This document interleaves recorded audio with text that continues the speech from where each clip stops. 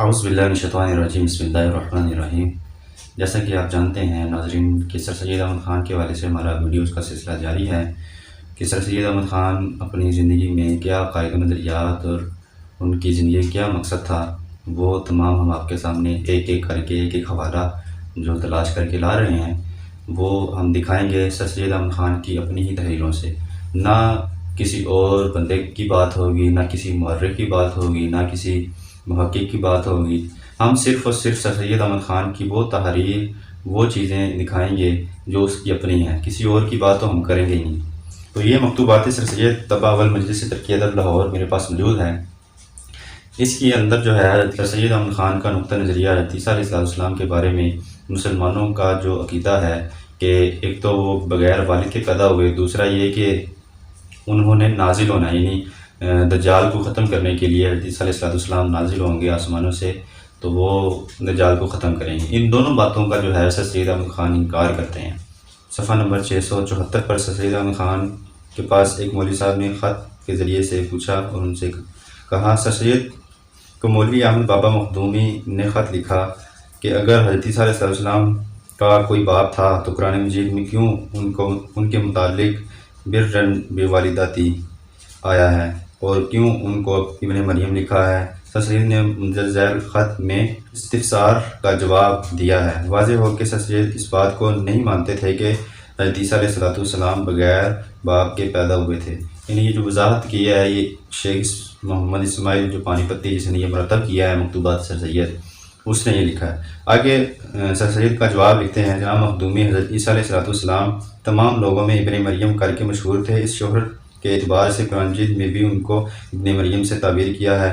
بہت سے لوگ اسی طرح اپنی ماں کے نام سے مشہور ہوئے ہیں۔ بس قرآن مجید میں جس طرح ابن مریم کہا گیا ہے، برًا بوالدتی بھی کہا ہے۔ اس لفظ سے یہ سمجھنا کہ ان کا کوئی باپ نہیں تھا کسی طرح صحیح نہیں ہے۔ یا سادات اور کیا آگے سوال کے طور پر مخدومی صاحب کہتے ہیں، کیا سادات کرام کو جو اپنی بنی فاطمہ کر کے مشہور ہیں آپ بن باپ کا پیدا ہوا خیال کرتے ہیں؟ وسلام۔ 1898 میں جو ہے یہ سر سید احمد خان 31 جنوری میں جواب دیا تھا، یعنی کہ یہ سر سید احمد خان کا وہ خط ہے کہ 1898 میں غالباً سر سید احمد خان فوت ہوئے تھے، یعنی یہ آخری ایام کی بات ہے۔ تو سر سید احمد خان نے کہا کہ حضرت عیسیٰ علیہ السلام جو ہیں وہ بغیر باپ کے پیدا نہیں ہوئے بلکہ وہ والد ان کے تھے۔ اب کون والد تھے یہ تو سر سید بھی بتائیں گے کہ کون والد تھے۔ دوسرا یہ کہ صفحہ نمبر 688 پر بھی ایک بندے نے میرے خیال سے مخدومی صاحب کو لکھا ہوا ہے، مخدومی صاحب نے ہی یہ سوال کیا ہوگا، تو انہوں نے جو ہے سر سید احمد خان رسالے وغیرہ بھی لکھ رہے تھے، یعنی اپنے عقائد و نظریات۔ اس کے علاوہ بھی انہوں نے رسالے لکھے ہیں یاجوج ماجوج کے انکار پر، حضرت عیسیٰ علیہ السلام، اسی طریقہ سے امت مسلمہ کے عقائد و نظریات قرآن و سنت سے ضروریات دین ہے اس کا انکار کیا ہے۔ تو اسی کا جو ہے حضرت عیسیٰ علیہ السلام کے بارے میں ایک اور عقیدہ جو ہے وہ یعنی دجال کو ختم کرنے کے لیے حضرت عیسیٰ علیہ السلام آئیں گے، اس کا بھی انکار کر رہے ہیں۔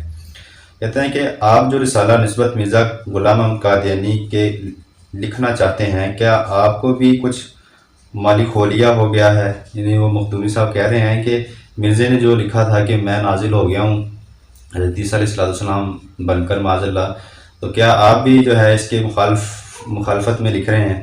آپ کو بھی مالی خولیا ہو گیا، آپ بھی انکار کر رہے ہیں اس کا؟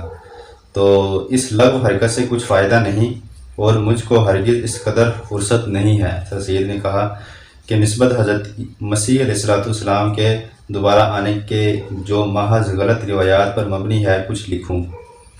بہرحال یہ جو سر سید احمد خان نے کہا ہے کہ میرے پاس فرصت نہیں ہے، لیکن انہوں نے فرصت نکال کر مختلف دوسری کتابوں میں بھی جو ہے اس کے حوالے سے لکھا ہے کہ میں حضرت عیسیٰ علیہ السلام کے نازل ہونے کا اور ان کے بغیر والد پیدا ہونے کا انکار کرتا ہوں۔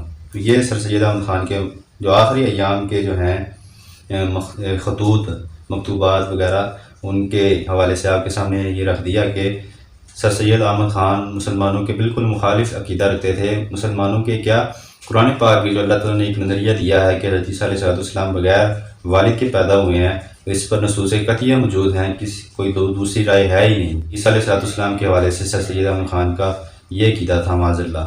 تو یہ آپ کے سامنے پیش کرنے کا مقصد یہ ہے کہ سر سید احمد خان کو ایسا نہ سمجھیں کہ وہ یعنی کہ بالکل ہی جیسے سمجھا جاتا ہے کہ مسلمانوں کے قائد نظریات کے حامل تھے، وہ سارے معاملات ان کے وہی ویسے ہی تھے جیسے مسلمانوں کے عقیدہ اور فکر کے اعتبار سے ہوتے ہیں۔ بالکل ایسا نہیں ہے۔ ہم یہ سلسلہ اس لیے شروع کیا ہے تاکہ لوگوں کو اس بات کی اویئرنیس کیا جائے کہ جو سر سید احمد خان ہے وہ حقیقت میں کیا تھا اور کون تھا۔ رب ذوالجلال والاکرام سے دعا ہے کہ ہمیں دین حق کو سمجھنے اور دوسرے لوگوں تک پہنچانے کی توفیق عطا فرمائیں۔ وما توفیقی الا باللہ۔